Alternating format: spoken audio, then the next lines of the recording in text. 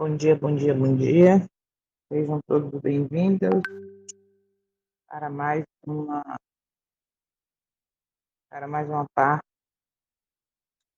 do estudo do capítulo 26, falando sobre uma obra de reforma.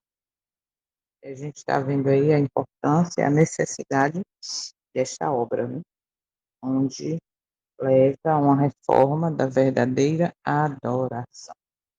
E é o tema principal da primeira, segunda e terceira mensagem angélica. Nós não podemos esquecer. Que é, mulher? Peraí, deixa eu abrir a porta aqui para essa criatura. Então, a gente vê claramente, né, a necessidade, e é por isso que a gente está nesse contexto de terminar este capítulo. Aí, hoje é mais uma parte, e só vai ficar faltando uma agora para a gente finalizar o capítulo, fala sobre a reforma tão necessária na adoração, inclusive no sábado. Vamos orar, então. Santo e eterno, maravilhoso, nós te agradecemos, Pai, porque estamos alcançando mais um dia de preparação. Estamos alcançando um dia onde nós devemos preparar, não só organizar as coisas, como principalmente preparar o nosso íntimo, a nossa mente, o nosso coração para estar te adorando, para estar observando o dia sétimo, o sábado, como, eh, como te agrada. Sabemos que muitas vezes nós não tínhamos observado a importância desse dia como deve. Por quê? Porque ao mesmo tempo a gente estava envolvido com coisas que estão mais em harmonia com o mundo do que com a tua vontade. Por isso estamos aqui, humildemente agradecidos, porque temos nossos olhos abertos, porque temos uma oportunidade de aprender de ti, contemplar a tua face pela fé e assim ter o nosso caráter transformado. Obrigada por mais essa oportunidade. Fala conosco neste momento, desse estudo, o restante desse dia que andemos contigo, como Enoque, principalmente, entendendo a importância diante do céu de observar esse dia com reverência, como nós temos aprendido, e que seja tudo movido pelo teu Santo Espírito. Obrigada, Pai, por essa oportunidade. Fica com cada uma presente, que vão chegar depois, que vão assistir esse vídeo em algum outro momento, também seja alcançado pelo teu poder e força.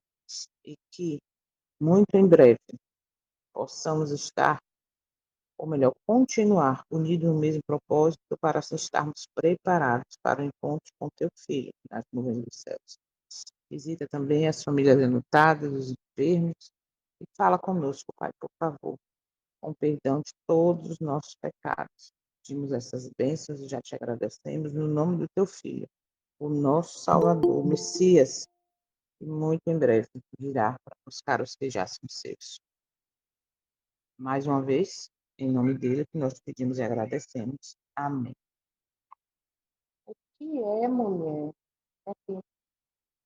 Vamos continuar então a partir do parágrafo 14, tá?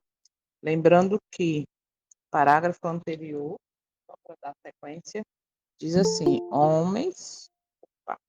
diz assim, ó, homens humildes, equipados unicamente com a palavra da verdade, enfrentaram os ataques de homens eruditos que, com surpresa e ira, descobriram que seus eloquentes sofismas eram impotentes contra o raciocínio simples e direto daqueles que eram mais versados nas escrituras do que nas sutilezas escolásticas. A gente percebe aqui quando fala de raciocínio simples, me lembrou, né, exatamente Romanos 12, que fala que devemos renovar a nossa mente para entender a verdadeira vontade do Eterno. Vamos continuar então do do parágrafo 14.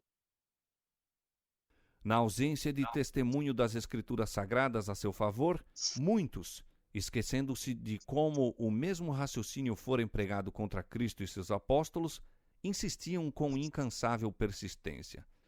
Por que não compreendem os nossos grandes homens esta questão do sábado? Poucos apenas creem como nós. Não pode ser que estejais certos e que todos os homens de saber no mundo se achem em erro. Para refutar esses argumentos, era o bastante citar os ensinos das Escrituras e a história do trato do Senhor para com o seu povo em todos os Observe tempos. agora. Deus opera por intermédio dos que ouvem a sua voz e lhe obedecem, e que, sendo Ó, necessário, falam verdades desagradáveis e não temem reprovar pecados populares. A eita, razão por que ele não escolhe mais vezes homens de saber e alta posição para dirigir os movimentos da reforma é o confiar em eles em seus credos, teorias e sistemas teológicos, e não olha, sentirem a necessidade de serem ensinados por Deus. Unicamente os que têm ligação pessoal com a fonte da sabedoria são capazes de compreender ou explicar as Escrituras. Homens que têm pouca instrução colegial são por vezes chamados para anunciar a verdade, não porque sejam ignorantes, mas porque não são demasiado pretensiosos para ser por Deus ensinados. Aprendem na escola de Cristo, e sua humildade e obediência os torna grandes. Confiando-lhes o conhecimento de sua verdade, Deus lhes confere uma honra, em comparação com a qual as honras terrestres e a grandeza humana se reduzem à insignificância. eu vou ter que parar para a gente ler juntos aí esse, esse parágrafo. Começando onde diz: Deus opera por meio daqueles que ouvem sua voz e obedecem-na. Ou seja, o Eterno não opera por meio daqueles que apenas ouvem a sua voz. Porque ouvir e não obedecer, é, tem um grande, tem uma grande diferença aí em relação aos que obedecem. Está bem claro aqui. Deus opera por meio daqueles que ouvem sua voz e obedecem, né? Por meio daqueles que, se for necessário, observa, falam verdades desagradáveis e não têm medo de reprovar pecados populares. Vocês estão observando o que está dizendo aqui bem claro. Então, ele opera por meio daquele que ouve e pratica, ok? Como diz Tiago, né? Não é só ouvir, é praticar. E aí ainda fala, ainda bem claro aqui, ó.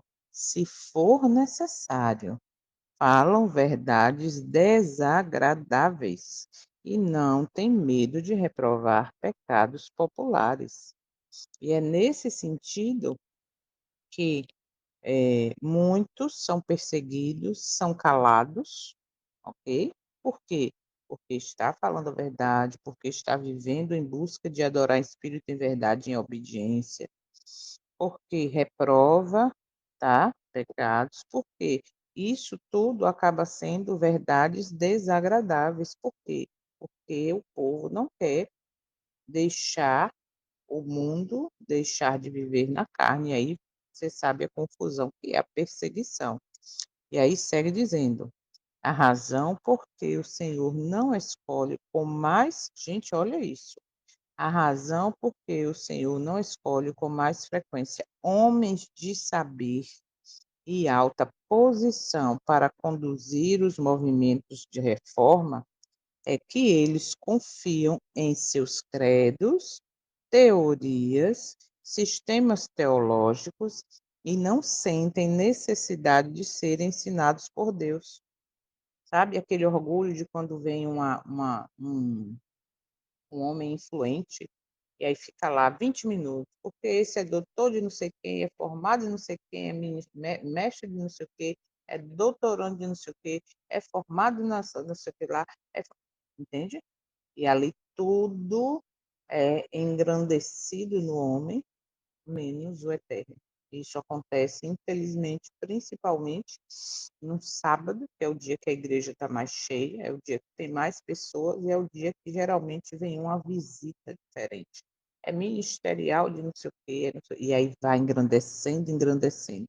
E esses homens, só a razão porque o Senhor não escolhe com mais frequência, ou seja, ele poderia escolher usar, poderia, mas esse que se engrandece demais, cheio do eu, que acredita mais, confia mais em credos, teorias, sistemas teológicos e não sentem necessidade de serem ensinados por Deus. Tá? É uma história que a gente conhece, é uma prática que nós conhecemos. E aí segue agora dizendo, observa, apenas aqueles que têm ligação pessoal com a fonte da sabedoria são capazes de compreender ou explicar as escrituras. Homens com pouca instrução acadêmica, olha o que eu falei, né? A gente confia muito porque é formado, porque é isso, que é aquele humilde que fala errado, e não tem título nenhum, e quando vai ensinar a palavra, olha isso aqui, que coisa mais linda. Apenas aqueles que têm ligação pessoal com a fonte da sabedoria são capazes de compreender ou explicar as escrituras.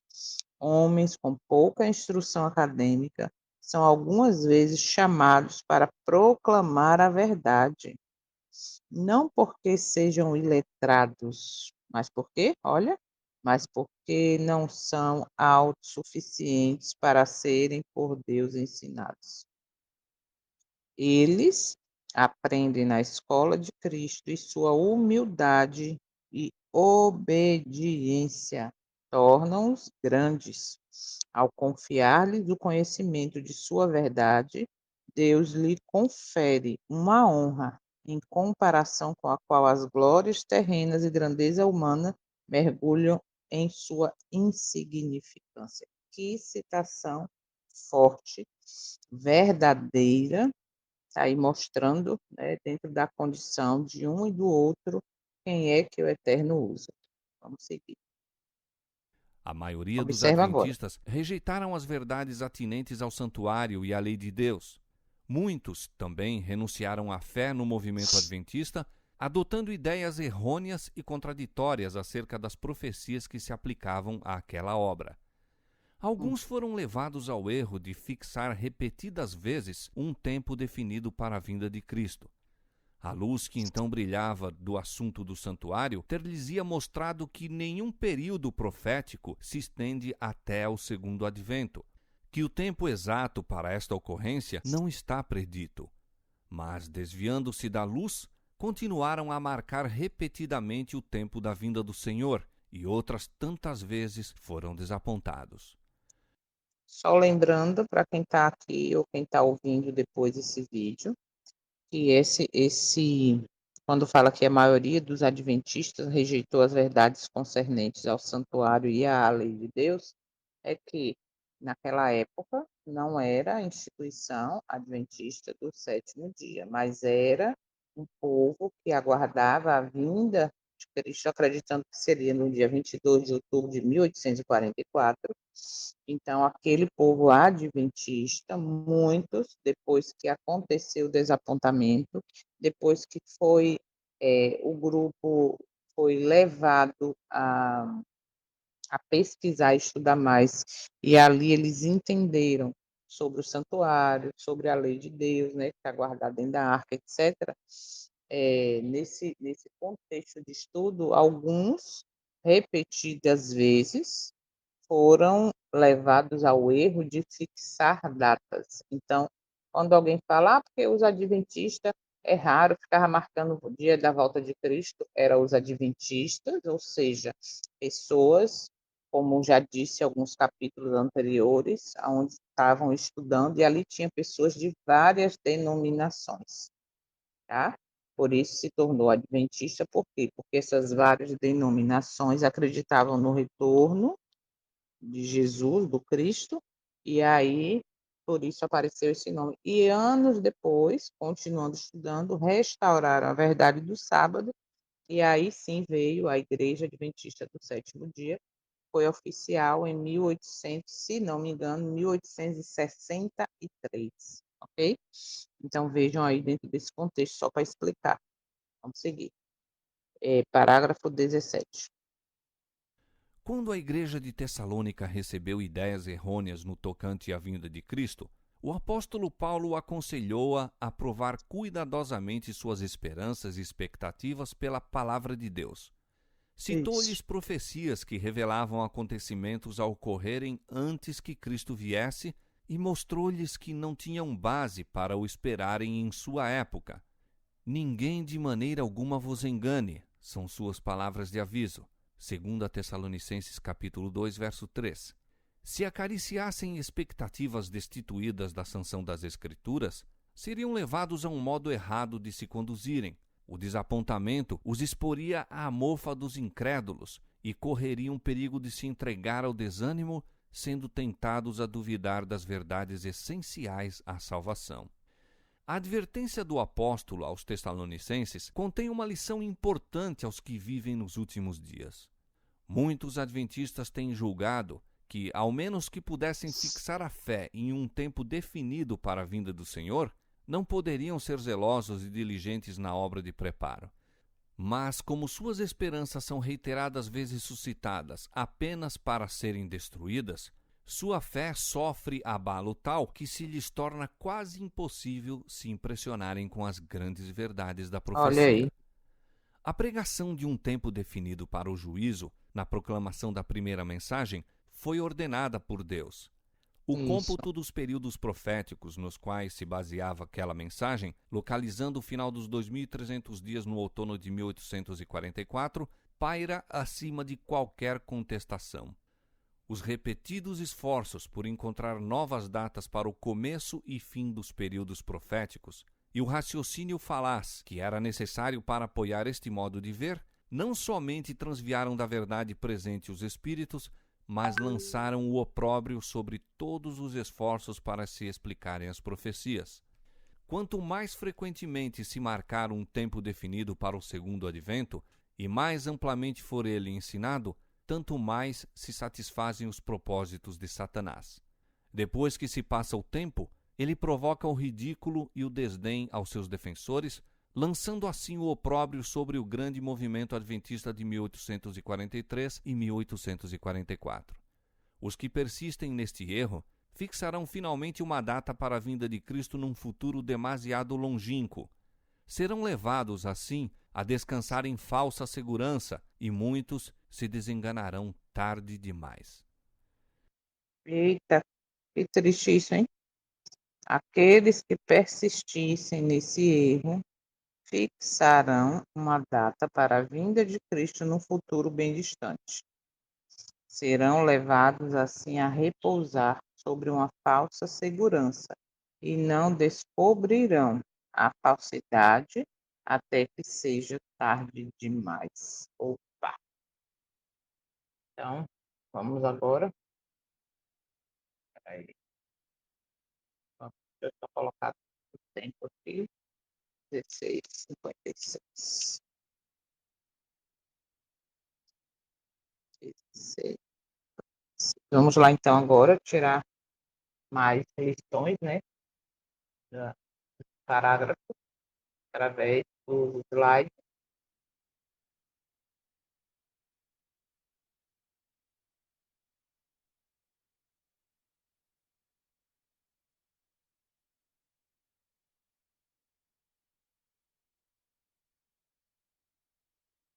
Pronto, vamos lá. Nós vimos dentro disso aqui e um pedacinho, ou melhor, e uma parte dos parágrafos anteriores, que a verdade não depende da maioria. Sempre foi um grupo pequeno que deu seguimento, que continuou, que buscava ser fiel. Por quê? Porque hoje, na verdade, sempre, né? Muitos se impressionam quando existe uma, como é que eu posso dizer, uma representatividade grande quantidade de pessoas, porque a verdade está ali, e aí a gente percebe na história toda que não é bem assim. Então, não pode ser que todos os homens de saber estejam errados. Essa frase, ela mostra bem claro que muitos hoje estão negando a luz, né? Negando a verdade presente, por exatamente pensarem assim. Não é possível, porque só esse grupinho está fazendo isso, não está vendo a maioria? Não é possível que todos estão errados. E isso realmente é bem profundo diante da situação que nós vivemos. Por quê? Porque muitos serão enganados exatamente por isso, né? Por esse, olha, é possível. Não, aqui é a maioria, está tudo certo. O errado é quem está com outra visão. E aí podemos refletir que a verdade bíblica nunca foi decidida por votação. Hoje, popularidade não é critério de fidelidade. Se isso serviu para o passado, hoje mais que nunca. Mas, infelizmente, ainda mais no tempo que vivemos, né, de internet, de redes sociais, quanto mais milhões de seguidores, curtidas, etc., mais, entre aspas, né, mais essa pessoa tem a verdade, mais essa pessoa está certa. Só que temos que entender que popularidade não é critério de fidelidade. E isso vai enganar muitos, tem levado muitos a permanecerem no erro, achando que é um critério de fidelidade. Ponto 2. Argumento da autoridade intelectual é perigoso. O que é que a gente comentou aqui, né? Não pode ser que todos os homens estejam errados, homens letrados, formados, e aí ainda tem na frase onde diz: nossos grandes homens não compreendem assim. Olha isso, né? Ou seja, o presidente, o pastor, o fulano de tal, não é assim. Nunca vi falar sobre isso. Nunca vi falar sobre reforma de sábado tão profundamente. Nunca vi falar que a gente não deve comemorar no sábado uma festa pagã.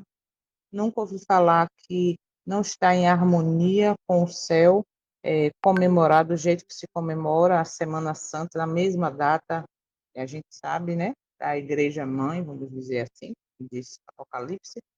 Então, dentro desse contexto, não, a maioria, o líder, o presidente, enfim, não compreende assim. Só que temos que lembrar que diplomas não substituem submissão à palavra. E isso é colocado hoje muito em consideração. Né? Quando um simples. Ontem eu estava assistindo um vídeo do canal Missionários. Nossa, que vídeo necessário. E aí a gente percebe que muitos hoje são calados, exatamente por serem homens, no sentido amplo da coisa, homens ou mulheres que são simples, que não têm cargos, que não têm diplomas, tá? Mas isso aqui, ó, diplomas não substitui submissão à palavra. Infelizmente, muitos não estão levando isso em conta.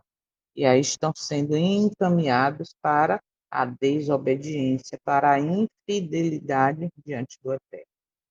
Ponto 3. Deus usa os que o obedecem, não os mais influentes. Isso aí a gente ouviu, né, bem claro. Reforma é guiada por quem ouve a voz de Deus. Então, não adianta pensar ou agir com pessoas que são influentes, pessoas que têm muito conhecimento técnico da Bíblia, conhece demais, é muito famoso, porém, o verdadeiro o verdadeiro ensinamento vem de pessoas simples, por isso que diz que a obra vai terminar pelos leigos, de casa em casa, porque pessoas simples que são guiados ou que se permitem, desculpa, ou que se permitem serem guiados, né, pelo Espírito do Senhor, é que exatamente, estão dentro do contexto de obedecer. E não é só obediência em forma de letra, de religião, de tradição. É uma obediência de fato. Lembrando que a obediência verdadeira é uma sequência de mortificação do eu. Eu gosto de comer assim, eu gosto de assistir isso, eu gosto de vestir assim, porque eu sou assim mesmo. Não. Aquele que ouve a voz do Eterno através do seu Santo Espírito, ele mortifica o eu. Poxa, eu gostava disso. Não, isso não agrada ao céu. Não, isso não me prepara. Tá? Então, a reforma verdadeira, ela é guiada porque ouve a voz de Deus. E ele procura corações ensináveis. Isso aqui eu achei muito linda essa frase. Ele procura corações ensináveis, não currículos impressionantes. Muitas vezes nos deixamos levar por isso, né? Pelo currículo impressionante, como quando eu recebi a ligação do pastor, conversou comigo aí sobre os acontecimentos. Ele falou, não, mas pastor, doutor fulano de tal, ele é um dos mais renomados dentro do meio adventista, e ele falou que sim, que é assim, que Cristo venceu porque ele não tinha carne igual a minha e a sua, etc, etc. Então você vê que isso impressiona a autoridade, sabe? E dentro disso a gente percebe exatamente o ponto 4. O orgulho teológico impede nova luz. E lembrando que nova luz não é algo extraordinário, algo não, é algo que sempre esteve ali, só que antes não era visto, antes não tinha sido revelado, por quê? Porque eu não buscava. Eu sempre, desde quando me tornei membro da igreja adventista, eu achava que eu conhecia as três mensagens angélicas. Eu achava que entendia o significado, mas hoje, principalmente com os estudos deste livro, com os estudos que a gente tem feito, eu entendi que eu não sabia era de nada. Eu não entendi a profundidade das três mensagens angélicas, principalmente da primeira, que é chegada a hora do juízo, adorar aquele que fez o céu. Então, quando eu não tenho orgulho diante do Eterno para buscar e aprender, essa história de que eu sou assim, eu acho isso, eu acho, aí eu tenho uma nova luz revelada dentro daquilo que sempre existiu. Só que o orgulho de Laodiceia, sabe? Sou rico e abastado. Estudei nos Estados Unidos, estudei lá esqueci o nome da universidade lá. Estudei em Andrews, estudei, fiz, aconteci, porque eu. E aí se enche de orgulho teológico. Aí vem quando um simples membro e diz, mas aqui está dizendo assim, ó, adorai, ou seja, chama a atenção a adoração. O do jeito que a gente tem feito não agrada ao Eterno, está errado, a gente está pegando o dia que deve ser observado com reverência e fazendo comemorações pagãs. Não, não precisa disso, percebe? Porque eu sou um líder que estudei, então, o orgulho teológico representa exatamente Laodiceia, o orgulho de Laodiceia. Eu conheço tudo, eu sou rico e bastardo, eu sei de Gênesis, Apocalipse, eu tenho aí vários diplomas, tá? E, infelizmente, muitos líderes confiam em seus sistemas e créditos. E apego a tradições pode bloquear revelações mais profundas da Escritura. Como eu falei, quando a gente conhece, começa a enxergar a luz que é derramada, as tradições não são mais aceitas. Entende? Aí caiu Babilônia na minha vida, enxergo onde está o rio, o engano. E as tradições que eu me apegava, eu não aceito mais. E, infelizmente, o apego a tradições vai bloquear revelação, vai bloquear muitas pessoas de receber a luz profunda da Escritura. Humildade é requisito para entender a verdade. Uau! Quem tem ligação pessoal com o Eterno compreende melhor a palavra. Foi isso que nós lemos aqui claramente. Conhecimento espiritual nasce da comunhão, não apenas do estudo técnico.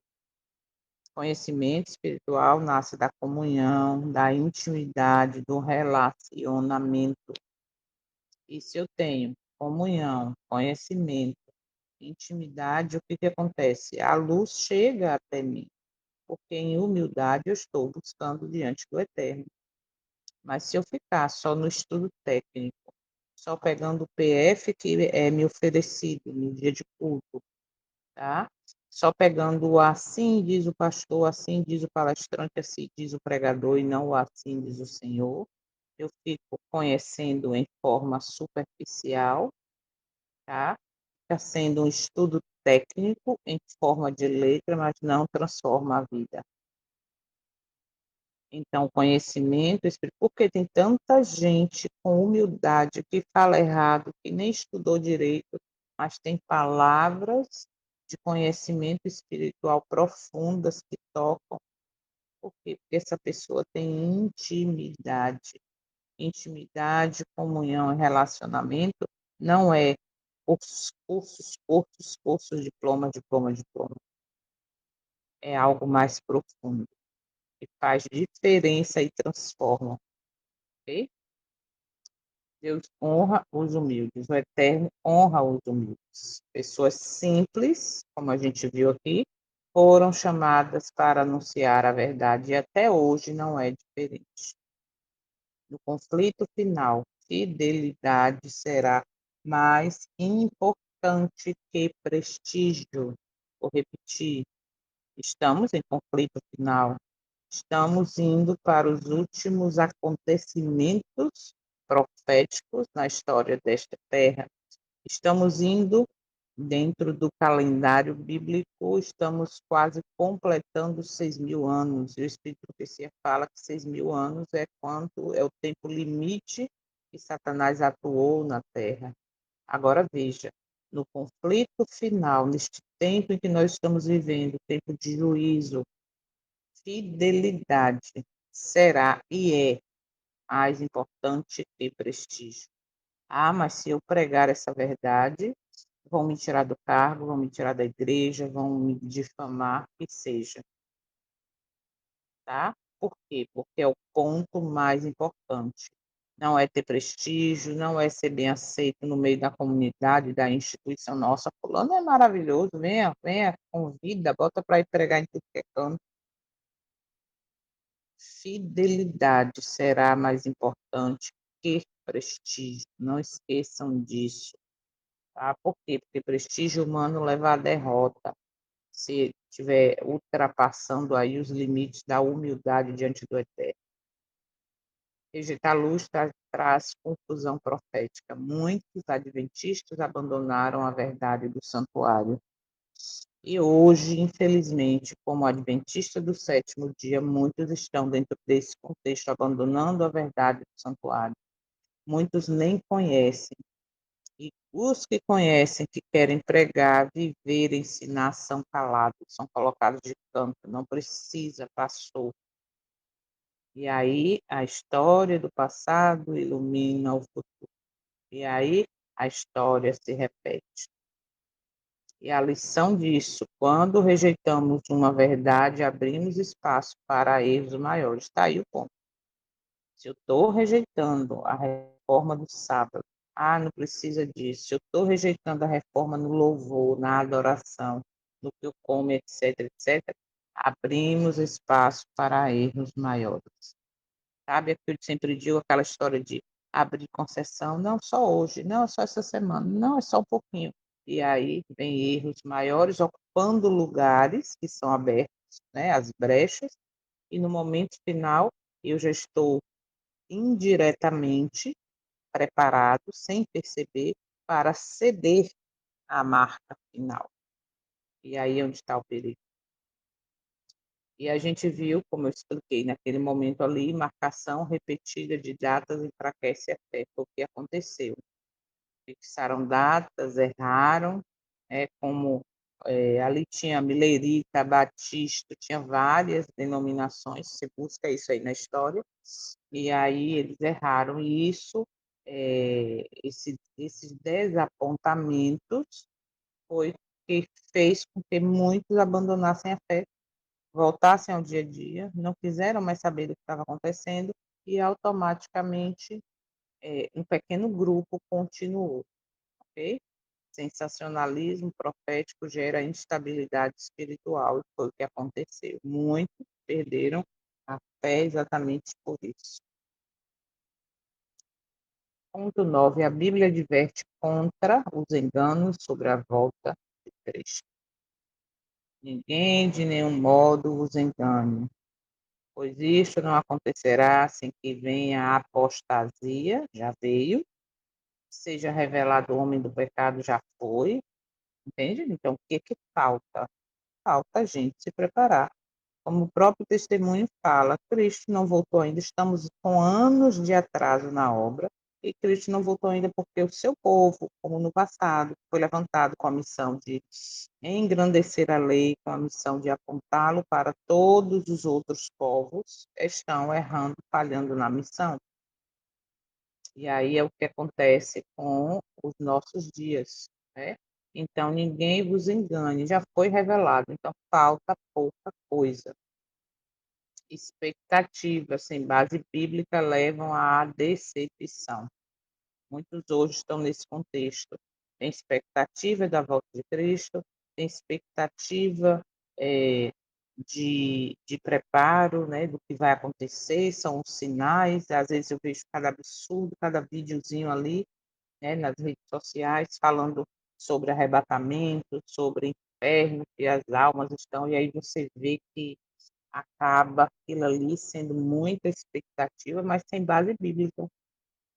E outra coisa que também vai levar à decepção a muitos é a história de que vai ter uma segunda chance, né? Que a igreja vai ser arrebatada e que quem fica aqui vai ter a segunda chance de arrependimento. Cuidado, vá para a Bíblia, busque base bíblica. Por quê? Porque todas essas doutrinas errôneas saem vão acabar levando muitos à decepção, e vai ser tarde demais.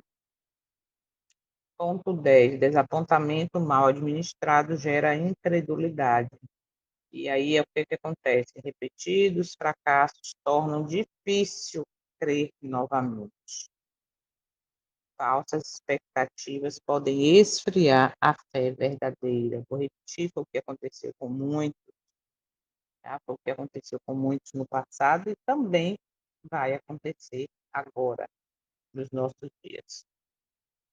Ponto 11.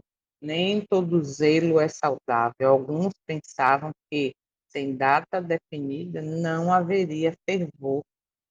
E isso, infelizmente, trazendo para a nossa realidade, não é data, tá, definida, mas é evento definido. Como assim, Jô? Sim, muitos pensam, trazendo para a nossa realidade, que vai ter tempo quando sair decreto, quando a lei for oficial universalmente falando, e aí vai dar tempo,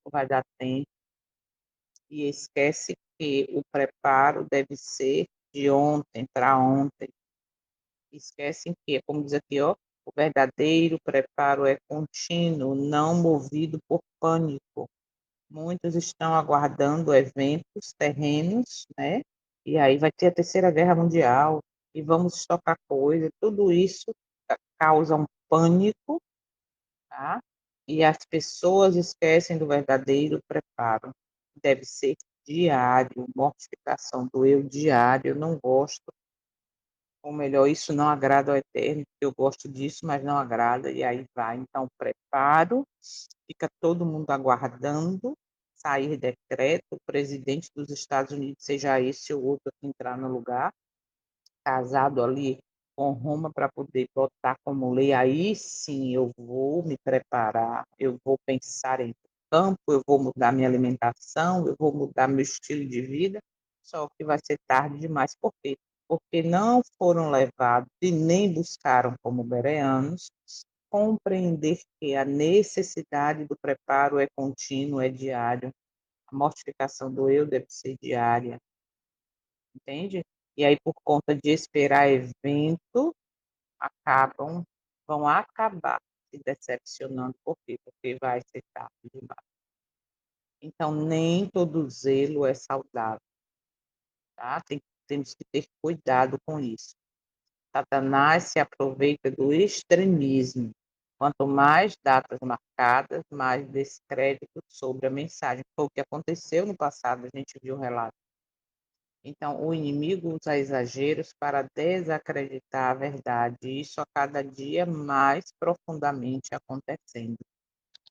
Então, vamos ficar atentos, vamos vigiar. O cálculo profético de 1844 é distinto da marcação de datas futuras. 1844 foi cumprimento profético, novas datas não têm base, ok? Ou seja, também não. Alguns aí, né, dentro da internet, marcaram, mas não está desse contexto profético. A diferença entre profecia revelada e especulação humana, ok? Falsa segurança pode ser tão perigosa quanto o alarmismo. Essa falsa segurança é um perigo muito grande para os nossos dias. Marcar datas futuras demais leva ao relaxamento espiritual. Hoje, como eu falei, dentro do nosso contexto, de nossa realidade, nosso povo não está marcando datas, mas está esperando eventos, sabe? Não, quando sai decreto, eu penso nisso. Aí vai relaxando espiritualmente, vai cedendo à vontade do mundo, vai aceitando as coisas do mundo, vai dentro daquele contexto dormindo, espera tu que dormes, né? Ou desperta, espera não, desperta tu que dormes, e aí a gente vai vendo um relaxamento espiritual. E é muito perigoso e uma realidade muito grande no nosso meio. Então, tanto o sensacionalismo quanto a complacência são armadilhas. E nós não estamos atentos a essas armadilhas. Percebe? Se a gente não abrir os olhos, abre, Senhor, os olhos meus, a gente cai na armadilha por achar que, relaxadamente, espiritualmente falando, por achar que ainda não é o tempo. Para que isso? Isso é extremismo, não precisa. Para que reformar o sábado? Sábado a gente pode estar comemorando, é o dia que a igreja está mais cheia e por aí vai. Então temos que ter cuidado, ó, vigiai e orai. Ok? É a nossa maior necessidade hoje. Último ponto, a fé deve repousar nas verdades essenciais. Desapontamentos levaram alguns a duvidar da própria fé. Isso vai acontecer novamente. Nossa esperança deve estar no Messias, em Cristo, não em cronogramas. E, infelizmente, vou repetir, que é uma realidade, eu já vivi assim. Talvez vocês aqui também, ou alguns de vocês, ou você que está ouvindo esse vídeo em outro momento, muitos de nós, por não estarmos vigiando, por não estarmos sendo bereanos, por não estarmos buscando o batismo do Espírito Santo e por nós mesmos entender as Escrituras, está aguardando, está confiando em cronogramas. Não, quando acontecer isso, eu faço. Quando acontecer aquilo, eu. Quando acontecer, decreto eu. Tá? E aí botar esperança em acontecimentos para um preparo que deve ser contínuo, que deve ser diário. Devemos buscar desenvolver a fé de Jesus. E aí, infelizmente, muitos estão sendo negligentes ao rejeitar a luz de hoje, ao rejeitar a verdade presente. E isso é um grande problema, porque está baseado em cronograma. Sabe aquela agenda que vem pronta para você cumprir, para você obedecer? Se você sair dela, parece que o mundo acabou, tem que estar exatamente ali, tudo daquele jeito. Pois é, isso é muito triste. Então, podemos tirar desses parágrafos aqui Não, a lição de não siga a maioria, siga a escritura. Não confie cegamente em líderes, seja ele de que denominação for, de que igreja for, de que conhecimento tem o título. Não confie cegamente em líderes. Examine a Bíblia, seja bereano. Não baseie sua fé em datas, baseie-se na comunhão com Cristo. Aqui eu acrescento, não baseie sua fé em datas ou eventos, né? Como a gente já falou, baseie na sua comunhão, na sua intimidade, no seu relacionamento com o Messias. Não rejeite luz por meio de discordar do mundo. Não, João, que agora eu já entendi tudo. Estou vendo a luz que tem sido derramada diante de nós aqui, através desses estudos, através do meu momento a sós na leitura da Bíblia. Grande luz tem vindo aí sobre a reforma, etc. Mas eu não vou aceitar isso agora, por quê? Porque aí eu vou discordar com a maioria. E aí pode me causar afastamento, vou perder cargo, não vão falar comigo, né? E aí é melhor deixar quieto. Ou seja, não rejeite essa luz que você tem recebido por meio de discordar do mundo. Prepare-se todos os dias, como se Cristo viesse hoje, mas trabalhe como se pudesse demorar. Aqui uma frase para a gente trazer para a nossa vida como realidade. Prepare-se espiritualmente falando, com a busca da mudança do caráter, com a busca do batismo do Espírito Santo todos os dias, como se Cristo fosse voltar daqui a um minuto. Mas trabalhe como se pudesse demorar. Não perca tempo. Trabalhe como se pudesse demorar. E esse trabalho vai em todos os sentidos, principalmente ser testemunha na pregação do Evangelho. Ah, não, quando acontecer, vá, pregue, distribua livro, distribua faça como é que fala? Esse link, distribua, compartilhe, tá? Que devemos estar envolvidos na missão. E foram lições tiradas desses parágrafos tão necessários e profundos. E eu quero finalizar com, de novo, parágrafo 15. Tá? Me acompanha aí para deixar bem fixado essa mensagem. E diz assim: Deus opera por meio daqueles que ouvem sua palavra e obedecem-na, por meio daqueles que, se for necessário, falam verdades desagradáveis e não têm medo de reprovar pecados populares. A razão por que o Senhor não escolhe com mais frequência homens de saber e de alta posição para conduzir os movimentos da reforma é que eles confiam em seus credos, teorias e sistemas teológicos e não sentem necessidade de serem ensinados por Deus. Apenas aqueles que têm ligação pessoal com a fonte da sabedoria são capazes de compreender ou explicar as Escrituras. Homens com pouca instrução acadêmica são algumas vezes chamados para proclamar a verdade, não porque sejam iletrados, mas porque não são autossuficientes para serem por Deus ensinados. Eles aprendem na escola de Cristo e sua humildade e obediência torna-os grandes. Ao confiar-lhes o conhecimento de sua verdade, Deus lhes confere uma honra em comparação com a qual as glórias terrenas e a grandeza humana mergulham em sua insignificância. Uau! Que parágrafo forte para a gente meditar. Então, esse foi o estudo de hoje. Amanhã a gente termina o capítulo ou vai assistir um vídeo, vou ver a direção que o Eterno vai dar para a gente, porque realmente tem muita coisa necessária, boa, vídeos que estão dentro desse contexto para a gente poder assistir junto, porque às vezes eu mando o link e aí na atividade de vocês não dá tempo de assistir. Então vamos orar para a gente encerrar. e amanhã, no sábado do Senhor, ou seja, a partir de hoje, né, do pôr do sol, possamos verdadeiramente estar preparados dentro desta reforma que falou este capítulo e nos ensinou de observarmos um sábado com reverência, de se cumprir Isaías quando diz que não cuidar dos nossos próprios interesses, nem falar palavras vãs, mas fazer deste dia um dia deleitoso no Senhor.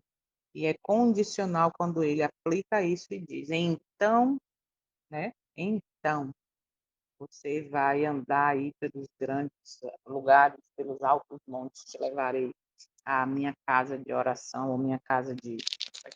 É, a minha casa, né? Então, a gente tem que buscar exatamente isso, esse preparo, desde o dia, ou melhor, desde agora, para no pôr do sol estarmos dentro dessa realidade que ele deseja de mim, de você. Farei cavalgar nos mais altos montes, diz Isaías. Ou melhor, diz o Eterno através de Isaías. Vamos orar. Obrigada, Pai, por mais essa oportunidade de ter os olhos abertos, de entender que a comunhão, a intimidade, o relacionamento contigo é que fará a diferença, é que nos fará prosperar espiritualmente. Nós te agradecemos por essa oportunidade. Nos prepara, por favor, melhor, nos ajuda a estarmos preparados para observar o teu santo dia com a reverência devida, como te agrada, como o céu e os seres santos te observam e rendem glória a ti neste dia santo. Obrigada por tudo. Fica conosco. Mais uma vez, pedimos com perdão dos nossos pecados. Em nome do teu Filho, nosso Salvador. Amém. Amém. Bom dia, bom dia, bom dia. Que o Senhor te abençoe e te guarde. E até amanhã, se Ele permitir.